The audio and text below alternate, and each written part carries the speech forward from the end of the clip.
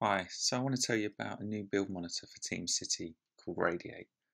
I'm going to tell you a little bit about why it's different and how to go about installing it. Now, Teamcity has the idea of projects and builds. So here I've got Teamcity set up locally with 2 projects and a couple of builds within each. So Radiate takes quite an extreme stance in so much as if any build in any project fails, the overall status of the build is failure. So there's no middle ground. It's either pass or fail. It's partly because it's all too typical to ignore a failing build on the build monitor. So a small area of the build monitor shows red and everybody knows that's the flaky build, so they just ignore it.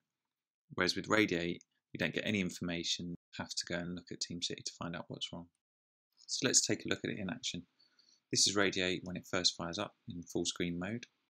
Here we can see that all the builds are passing. Here we can see the build progressing, we're up to 69%.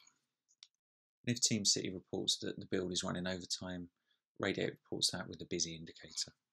Finally, a failing build shows up as red. To download, head over to the GitHub page and follow the links in the README to the bad robot repository. Radiate is available to download as a jar, which is executable, and windows.exe file, and as a screensaver. So just poke around until you find the latest version of Radiate. Download and off you go. One of the unique things about Radiate is that it can run as a screensaver on Windows. When the screensaver kicks in, so will Radiate. Head over to the project page on GitHub to find out more.